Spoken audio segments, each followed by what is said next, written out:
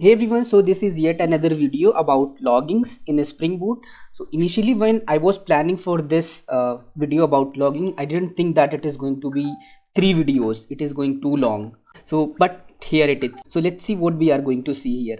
So I'm just going to cover logs configuration. By now maybe you know about it, like there are different label of logs: trash, debug, info, warn, error, and that we can configure. So only those information will be logged into the system.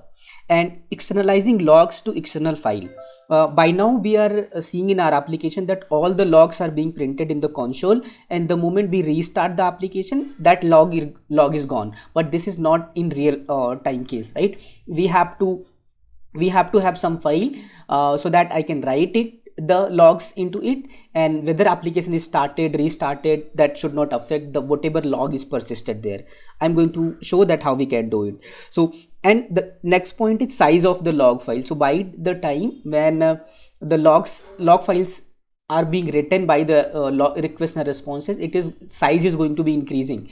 So how much size an individual file can be, we can set a threshold there, and when that size is exceeded, new file will be created and other file will be backed up automatically, right? So all this I'm going to show you in this video. So let me take you to the project. So here we have this product application. So I'm just directly coming to application YAML, where I'm going to show you how we can configure that. So we have here this line logging. If you print this, you will get logging file, and then you have to mention the name here, and you have to mention the file location, name of the file. Actually here it is there are two properties, name, and there is let me complete this one first.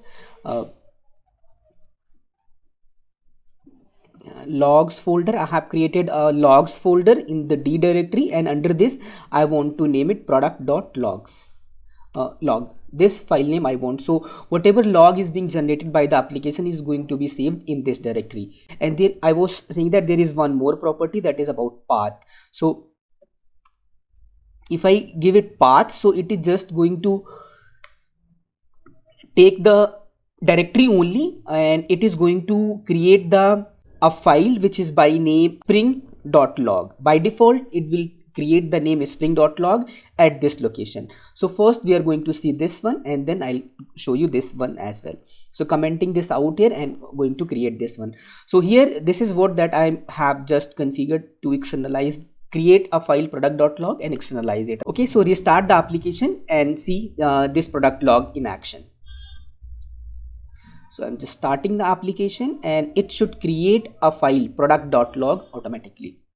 So if I show you the directory here, so we have here this, and under D we have logs folder here, and we have this product log. So not this, edit this one. So we have this log file here ready, right? So the startup logs are being printed here. Whatever is printed here is coming here as well. So let's hit some request. So let's go to the browser here, and application is running on 9091, and I want to list product list, right?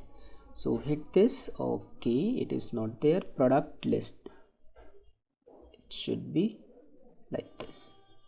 Yeah, all the list we are getting here. So request as response is being printed here, and same thing I should be able to see in the log in the external log file as well. So it is asking me to do reload it, and you will see all the things here, right? So response status 200, request method, request body, it is get, so there is no request body, and response body we are seeing here, right? So there are lots of data about when we are getting the list.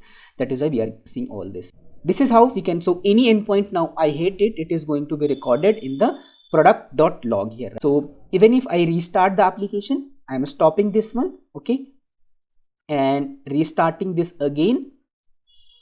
In the console it is going to be cleared, and we will get the fresh log here. And let's see what is happening here at this location. So it is asking me to reload it. So we have not lost any data. The other file, other logs data is going to be appended in the next file here, and whatever we hit here again, if it is going to be added here automatically. So this is about externalizing the logs and coming to, so let me show you the size here. So now it is 23 KB here, 45 KB, right? And now talking about other configurations. So what if our file is increasing by the time? So in real time we will be having lots of requests at the same time. So we have for that config, and under this when you come here logging dot, you can see lots of settings here, right? So if you see the size, rolling policy, max file size. So this is what that I was talking about, rolling policy max file size. So it is saying that 10 MB. So it means the current file that is being created, product.log, it is going, data is going to be added in this file until the size is 10 MB.